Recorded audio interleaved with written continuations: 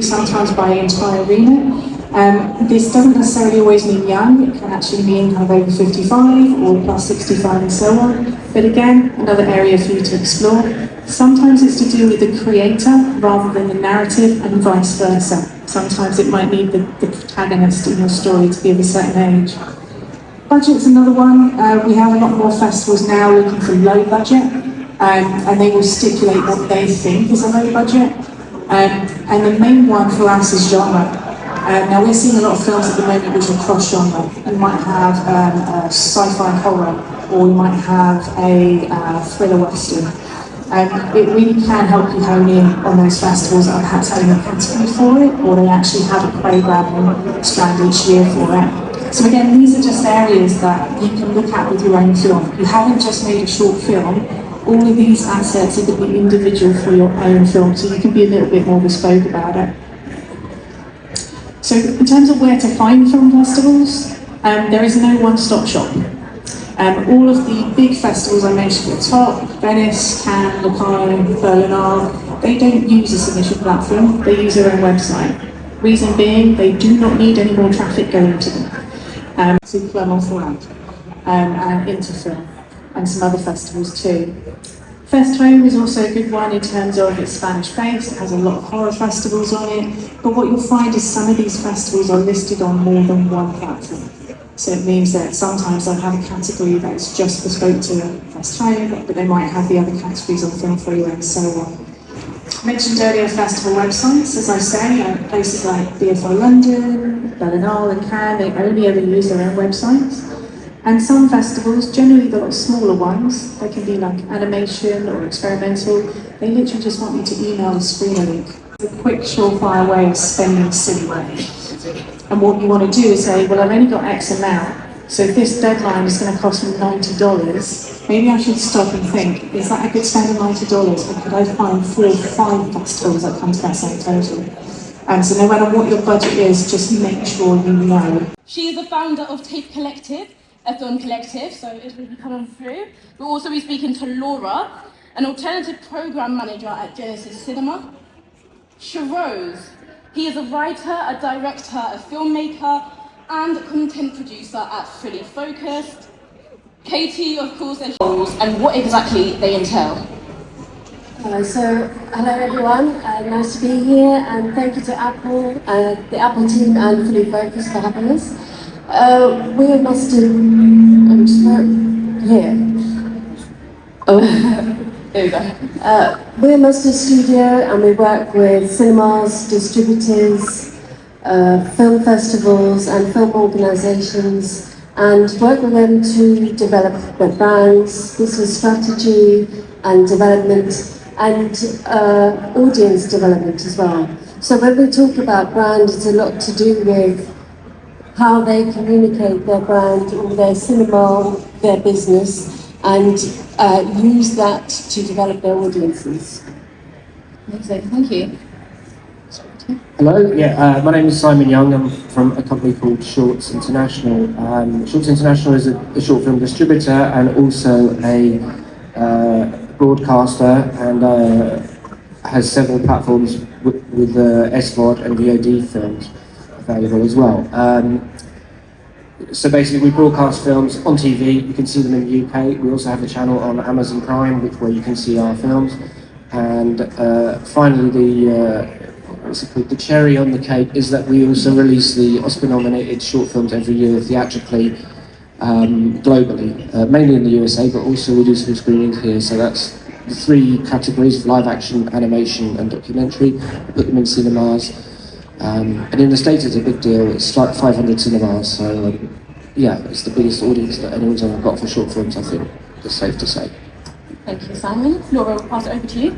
Hello everyone, so I'm Laura. I work at Genesis Cinema, which is an independent cinema in East London, in Stepney Green. And I'm the alternative program manager, which means that I kind of focus on the independent films there and the Q&As, partnerships with festivals, with individuals and filmmakers, rather than on the general kind of releases. And as part of that, Genesis organises the Fragments Festival every year, which is a festival at the end of September, which focuses on elevating underrepresented voices through film and other art. And so for that we also get a lot of short film submissions as well as features, and we select them, and this is one of the festivals that you can find on Film Freeway as well. So our program and produce that festival as well.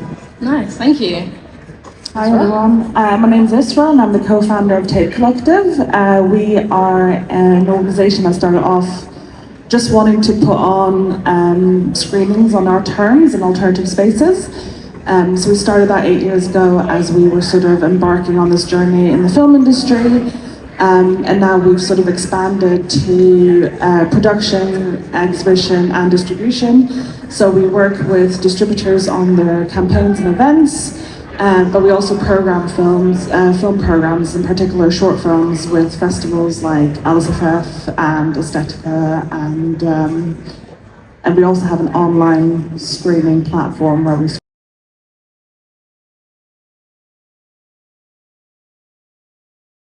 My name's Shiroz. I work for Fully Focused Productions, so Maya's already given an introduction to them, but just to mention, we have a YouTube channel called Million Youth Media. It has over 450,000 subscribers, about 80 million content views, and it's completely open for anyone to submit their films to that channel. If your film's selected, there's no submission fee. It's screened it's always screened in front of a panel of young people, and they decide whether your film gets to be on the channel or not. So it's essentially free marketing, publicity, and free exposure. So definitely submit your films to our channel. In addition, we had our first BBC commission last year. So we have a show called PRU, which stands for Pupil Referral Unit, on BBC Three, and you can check it out on iPlayer. So we're an indie developing projects for TV, as well as doing all of those shorts, in addition to having the young team called MYM Academy. So talk to me afterwards if any questions. Sounds amazing, sounds amazing.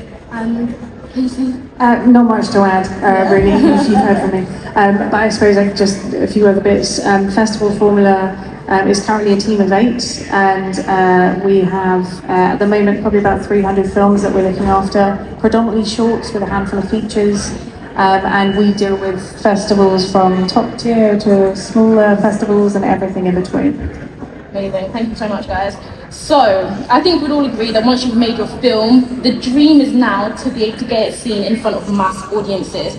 And a lot of filmmakers will pitch or submit their films in order to get them shown on your various platforms. So what key factors do you all take into consideration when it comes to deciding what actually gets the go-ahead? Anybody can jump in, whoever wants to start. For our YouTube channel, you can go to our website and there's a submit button on the website, and if you don't find that, the email is just submit@fullyfocusedproductions.com. But in general, we want films that are produced at a reasonable quality. We want the technicals to be on point. I think in this day and age, there's no excuse for a film not to look great, because even a film shot on a phone looks great. We want people to put that effort into making sure their sound is crisp and smooth and leveled, because again, that's something that people can very easily YouTube how to do, and to some extent get something of a good product themselves. But in addition, we love to champion young filmmakers. We love to see what new filmmakers are doing, and we love to program stuff that has social impact and social messages at their core. So if you feel like you've made a film and you've not yet found an audience for it, definitely check out our platform. Amazing. And Simon, yeah, go ahead. Well, Shorts TV, I didn't really explain in great depth, but in the UK it's available as a fast channel, which you can see on smart TVs, the Rakuten platform, LG TVs, Samsung TVs and phones. So that's one of the platforms in this country where you can watch our short films. Now, as a broadcaster, we don't usually acquire short films which are brand new. We go to festivals that Katie's been telling me about, and we watch films there. And then once those films have finished festivals, then we'd be more interested in buying them. We're happy to talk to a filmmaker at any stage, but it's probably better for them to do the festivals, see what opportunities come out of the festivals, and then talk to us afterwards. if you happen to be making a film which is Oscar qualified, then we'll talk to you about possible involvement in the Oscar shorts release. If you've made a film and it's maybe a couple of years old, but it's still, you know, funny, interesting, audience eyes are on it, and even if it's on YouTube, we'll still be interested in talking to you about it. I don't know if any of you were here for Charlotte Regan the other day. Yeah, she made a fantastic short film called Stand By, which I tell you now, you should all go and see it, because what I was going to say later is exactly the kind of short film that entry-level filmmakers should be thinking about making. Simple, one idea, one scene, well, multiple scenes, one location. So that's the ideal sort of short film for us. Simple idea, doesn't really overstay either. It's on YouTube, but we now understand that a lot of films are available everywhere simultaneously, but we can still work with those. On the other hand, we do also like to premiere films which aren't available everywhere else, and for those films we will pay more money. Yeah, and then the Oscar shorts, that's a whole other thing. That's for people who've been winning at big festivals. And hopefully that'll be you soon. Hopefully, definitely. So the standout, like the film to watch is Charlotte Regan's Stand By. Watch it. It's on YouTube. It's quite easy to find, and I guarantee you'll like it. Amazing. And Laura, I want to come to you specifically as well about cinema programs. What is it that people are looking for, and who is actually in charge of, again, like what gets to go ahead?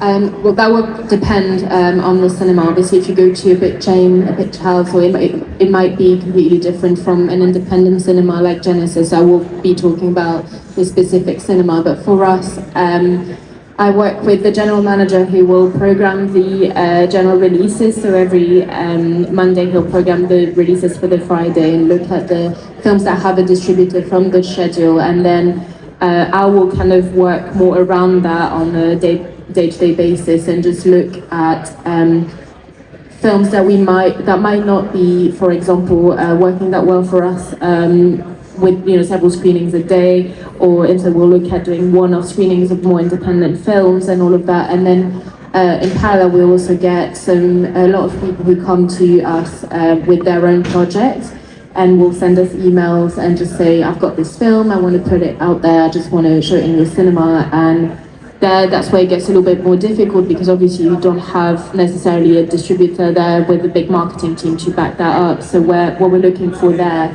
is sadly reassurance that it will have an audience, and that, because at the moment, especially now, cinemas can only take on limited risks. So the idea is that we do want to make sure we put some great work out there. We support filmmakers, but we do need to make sure that we'll have people to come and see them, and people buying tickets. Otherwise, the thing is, it won't be working for that long, for very long. So one tip I would give is, if you've got something out there, you want to put it on the big screen in the cinema, do try and come with an angle, with a plan.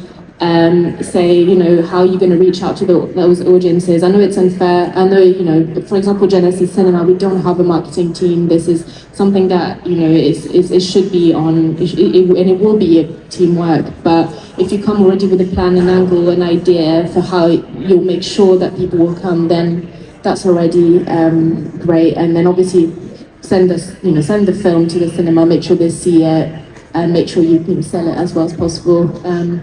Yeah. Amazing. I've got a question on that. It is to do with marketing, but we will cover that a little bit later. But don't worry, it's in the back of my mind. But before we do, Mandy, I'm just going to come over to you quickly, because you've worked in cinemas for a long time.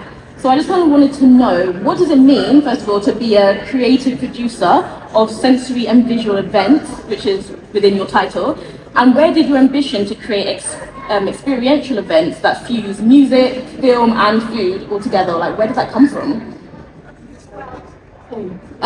Cinema is my temple, really. And for me, I just always loved the cinema experience. I remember watching Bridesmaids in the cinema that I used to run the Electric Cinema Portobello in my previous role, and took a friend to watch Bridesmaids, and at one point during the film, I looked around at the audience and everyone was just having such the best time. They were laughing themselves silly, and it really struck me as how important the cinema's role was in actually making that overall experience really enjoyable. And so I wanted to bring in more types of events and also different audiences. So with the food, we developed a series of events called Edible Cinema, and it was a sensory experience, cinema, film and music, all the sensory experiences. And so with Edible Cinema, the audience would taste something that would reflect the scene on the screen.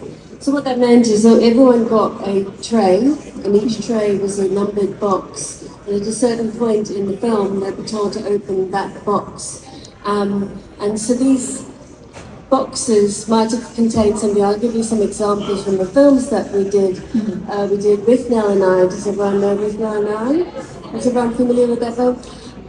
So in the film, and there's a scene where Richard E. Grant smothers himself in deep heat. And so at that point, the audience was instructed to take a tube that was on their tray, squeeze it out and eat the insides. And the insides, they were fully edible, but they tasted like deep heat. So then there was another one that was When Harry Met Sally, when they were in the airport and she kept applying lip gloss.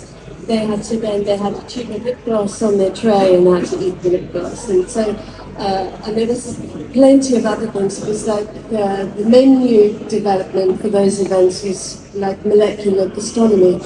And the events were really popular because they used things that people love, a lot, film and food.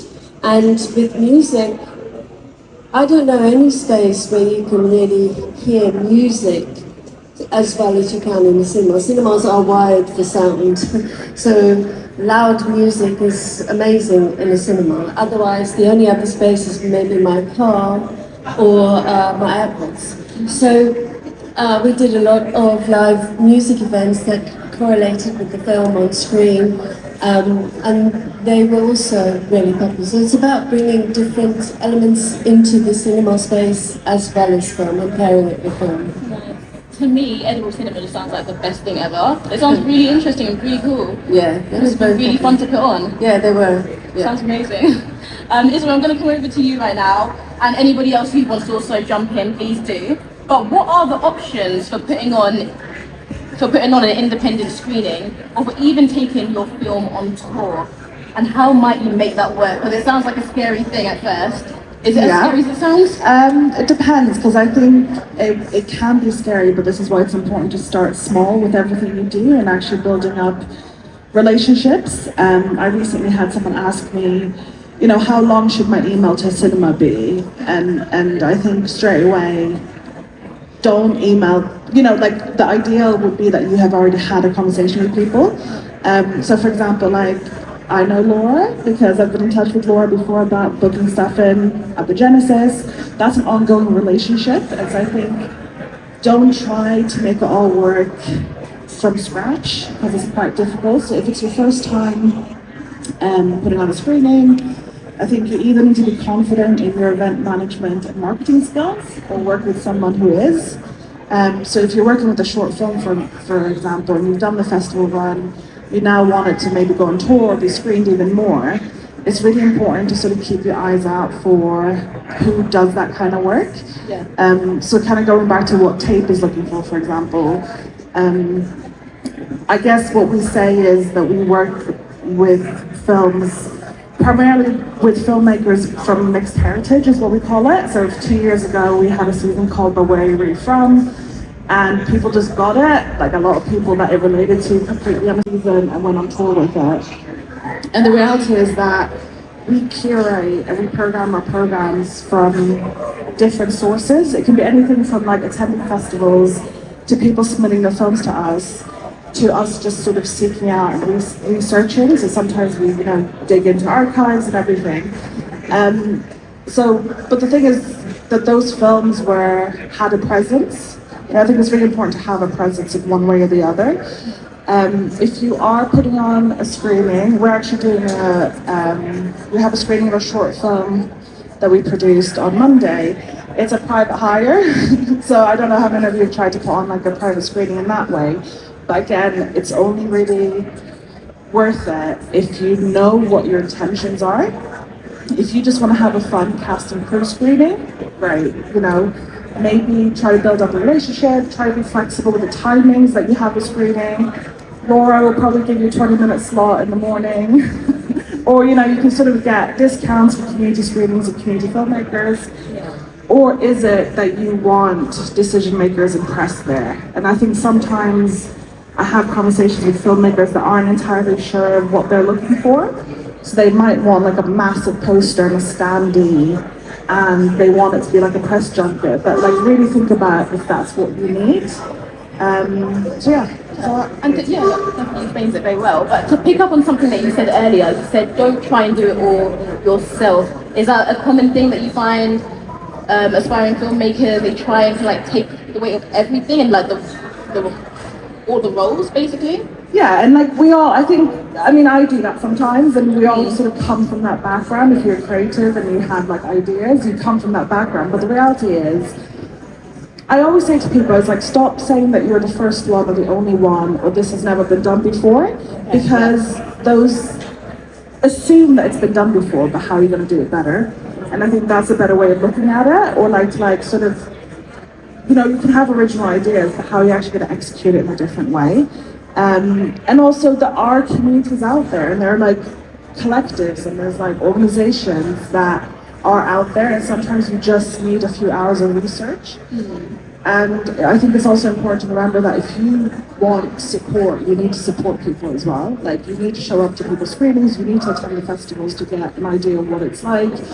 You need to watch short films on any platform, because otherwise you're just creating like within a little sort of what's it called, vortex? No, you're just creating on your own, and you don't actually have an idea of gauging what it is. And I think filmmaking is a collaborative work, but so is that trajectory from idea to production, to exhibition, to festivals, to distribution. It takes a lot of people, and you need to get people on board basically.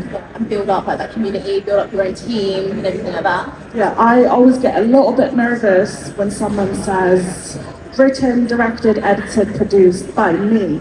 And I did the score as well. And that's really impressive. And it's really impressive. And I think sometimes, it's a shame that needs to be a thing because of budget or whatever. But I think only do those things if you feel really confident and if you feel like it strengthens your film.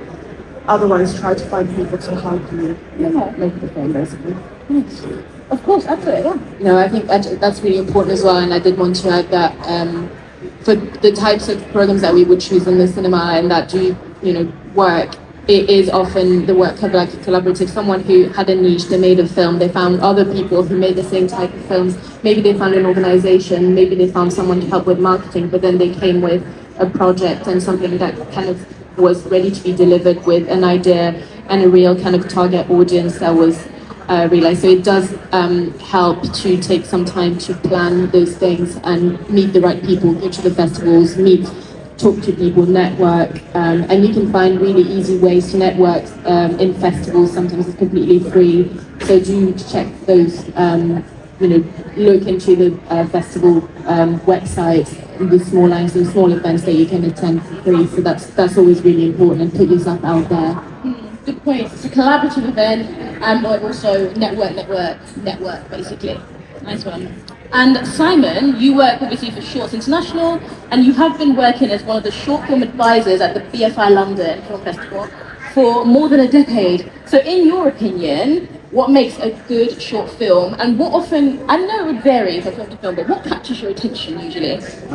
Well, this goes back again really to the whole thing of you need knowledge of what is out there already, so you can be original. So I've seen a lot of films which tend to follow very similar themes, subject matters, But what I really want to see is something completely original, something I've never seen before. I think human imagination is infinite, so that's why it's important to go out there and watch films that already exist. So number one, you don't make the same film. If it's good, you don't copy it. If it's bad, you don't make the same mistakes. So whether that means going to film festivals or watching stuff online, I think that it's vital that your knowledge of the area that you're working in is as broad as possible. You can't watch too many short films, but you can, as I do.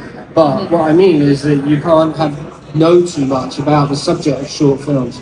So it's absolutely impossible to say how to make a good short film, apart from saying write something original, don't be over ambitious, and it's very rare that they're too short. The opposite is true quite a lot though. So remember, edit it down. People's time, you know. Audiences have short attention spans, don't you? Okay. Yeah, so just originality, write about what you know, keep it simple. Don't watch Standby. Very simple film. Very simple film. Camera doesn't move. There. There you go, sounds interesting. I'll watch Standby again. I'm going to go over this way to Sharose, because you're a filmmaker yourself, so you must have submitted many entries to film festivals, right? Is there anything that you could tell younger you, like when you were first starting out, any advice that you would give to your younger self? You don't need to submit every film to a film festival. Okay. I've made a lot of trash, and you realize very quickly, like you said, and Katie gave a lot of really great tips. Setting a budget is incredibly important. Really trying to understand the value of what you're going to get out of a festival, and then doing that research on festivals' previous lineups, and not just relying on the festivals you've heard of. I've probably on 3 separate films had 100 quid out of my own bank that has always gone to Sundance and Cannes firstly, and there's so many festivals beyond Sundance and Cannes, and if I went back I would not have submitted any of those films to Sundance and Cannes, because I could have found 5 festivals that would have actually done more for my career at the time within that same price range. And the last thing is probably the importance of traveling to festivals. I've gotten into like Flickerfest twice, which is an Oscar-accredited festival in Australia, absolutely amazing. When I saw how much it cost to fly to Australia, I was like, I don't have $2,000 for a flight and £700 for accommodation and £250 for transport. I don't have $3,000 over the budget of my film to do that. So it's an amazing festival. I'm really glad that I got accepted. But truthfully, like, I've never been in a situation where someone's seen my film at a festival and contacted me with an opportunity. I've been able to use those laurels, those awards, those opportunities proactively many times in meetings, in sending it out to agents, in sending it to distributors, in applying for funding. But it's one of those things where if you're able to think realistically about festivals that you think you can travel to, try to prioritize those if they fit the kind of film that you're making. And if you get into one of those and you're able to travel, I think it'll do more for you than a film played at the other end of the world that you definitely won't get to attend. So those are the things. That's great advice. And on that as well, do you think that there is a perfect strategy, or does it vary? Does anybody think that there's a perfect strategy? I'm going to do perfect like this. What do you mean for festivals? I'm going to say this as a strategist, there isn't a perfect strategy because it's bespoke to each film. So, you know, if you've got a 12-minute French student rom-com, it's going to be going to different festivals than a 25-minute Ukrainian documentary.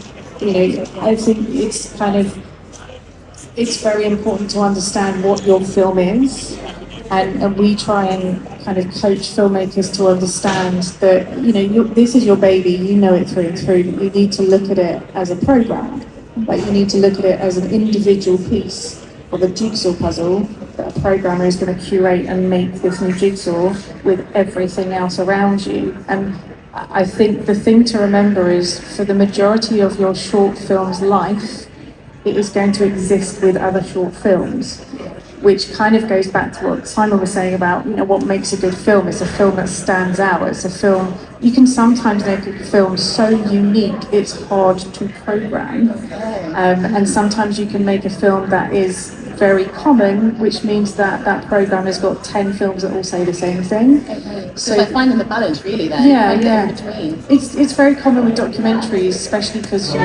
kind of have this, in the zeitgeist, we'll have 10 films sent to us about a particular issue or a topic. And we're looking at it as a strategist for our slate. But then if you think about magnifying that on the festival side of things, a programmer might have 40 short films that are about the same thing. Yes. And then it's a case of, well, which one tells it effectively? Which one doesn't outstay its welcome? Which one is a good running time for the programming block there is? And also, what one speaks to the demographic audience they're curating for? So there's no perfect strategy because it's dependent on so many things, the variables. Your film, you don't get to see what's submitted alongside you in the submission pile, and that's hard. You're never going to see that. But at the same time, it's also like in an alternate universe, your film would have got selected for that festival.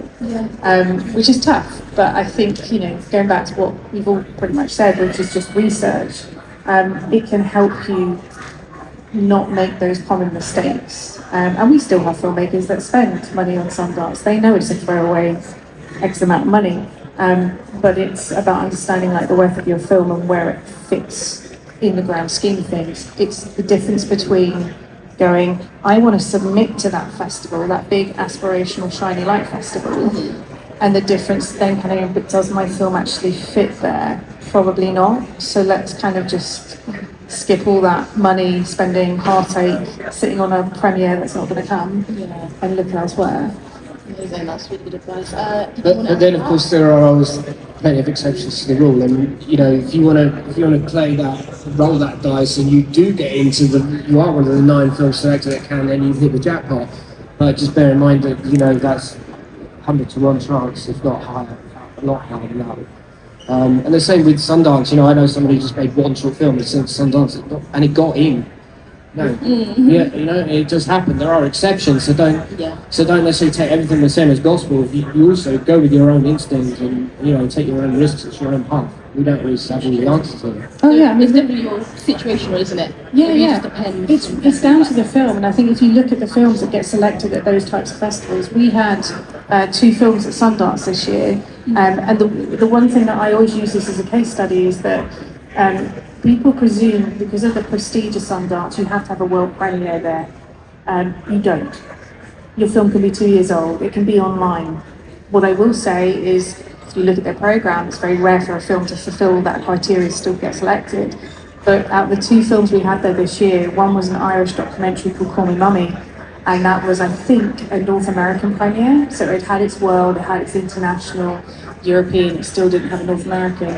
And then the other film that we had in there, Claudio's Son, which is a UK-Ukraine co-production, the only premiere you could say it had was a Utah premiere. So at Sundance, I'm not going to talk about that because it's not very big. It had played at Cucaloris 3 months before, but the film was strong. The film was a Sundance flavour. It made sense for their programme. So I think it's not impossible. We've had multiple clients in Venice, the oldest film festival in the world, but they're a very particular type of films that don't always open all the doors.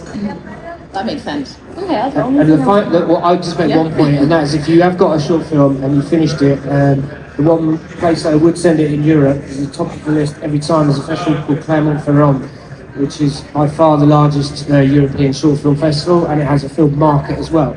So even if your film isn't selected, there are 14 international competitions, there's something like 10 what they call lab competitions, which are slightly edgier work. Then there's countries in focus, then there's the national focus. So overall, there's more films than anyone can ever watch in a week. That's screening at that festival.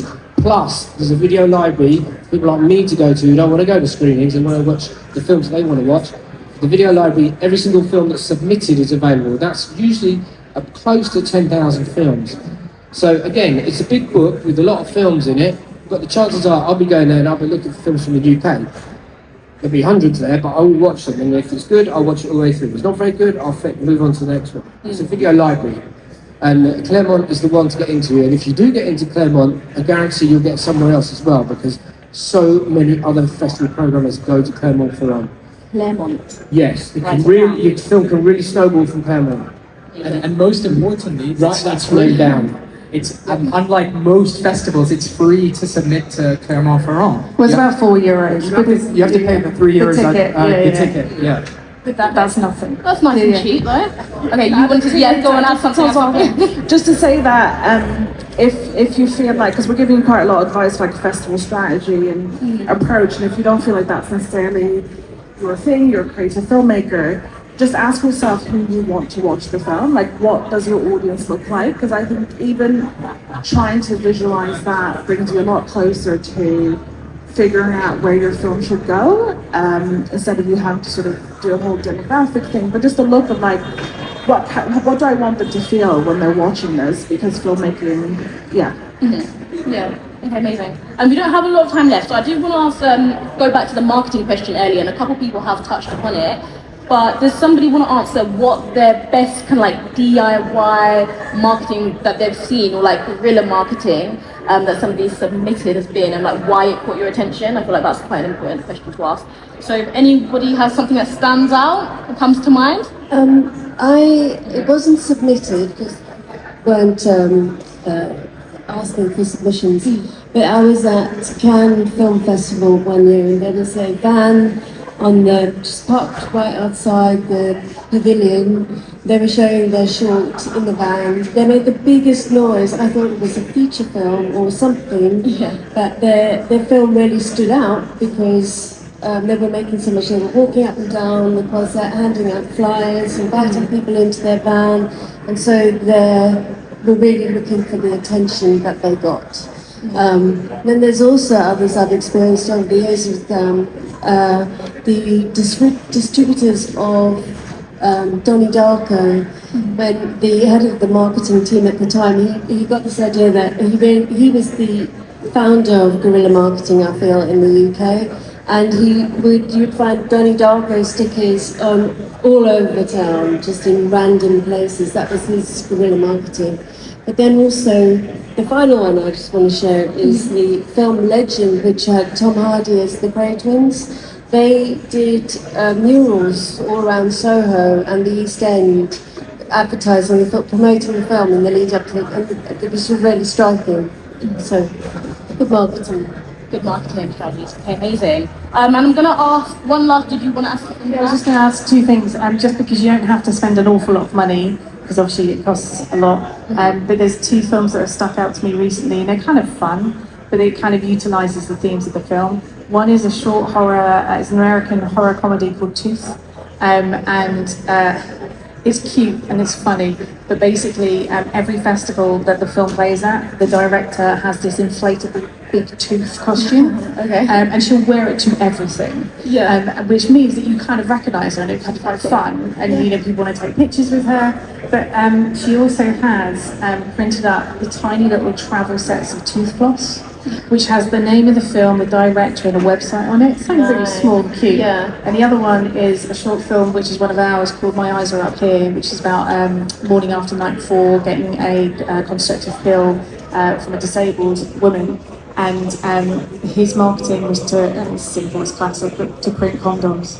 So condoms with the name of the film on the website, QR code. Because the QR code, obviously, you can update, and you make it evergreen. So it means that, when they know they've got a screening coming out for a festival, they'll update the QR code back end so they can kind of hand them out. Obviously, when he's pinning them up on the poster, he's not kind of putting it through. He's kind of being protected. Good. So yeah, it's all about finding like quirky ways, maybe cute ways, innovative ways to get your film out there. That's amazing. And I'm just going to have a final question for everybody, just to kind of conclude. If you could all just tell me really, in a short and concise way, what would be your most valuable piece of advice that you could give the audience here today about getting their films out in the crowd? Just like a sentence to sum it all up. Who wants to start? Do you want to start? Yeah, go and watch as much film as you can. You don't have to be invited to a film festival to attend a film festival. Amazing. Watch films, research. Festivals aren't the be-all and end-all, and if you're rejected from everywhere you go to, or if you choose not to submit to any festivals, you can still have incredible success with your short film. So don't be too disheartened. Definitely. Sometimes rejection doesn't make sense because this is something I've been dealing with programming. there's a long list, then there's a short list, and it's just about what Katie said, like how the program comes together. So don't try to go sort of on rants about how great your film is, because it probably is. It's just that it didn't work for that program in that moment. If you don't ask, you don't get. That's something I've regretted not doing before. The motto I live by. Yeah. Yes. And as long as you really believe in the film you've made, then I think that'll come across when you're trying to convince other people that they should watch it, or they should buy it, or that they should program it. And yeah, if you believe in it, then don't give up. Do it. That kind of said all the things I was going to say. Passion, belief. That's what happens when you're lost. Don't take it too personally, and yeah, just do it. Be nice. Yeah. Oh, be nice. That's a big one as well. Amazing. Thank you so much to all of our panelists. Thank you. I hope you guys have all learned something. Thank you so much. Like I said earlier, actually I'm not sure if I did say it, but there is a Q&A. If you want to ask your own questions as well, if there's something that we didn't cover, then please stick around for that. But in the meantime, Sharose, as you've all met, he's going to give us a lovely little presentation about his festival journey. So we're going to listen to that, and then we will open up the floor to Q&A. So Sharose, over to you.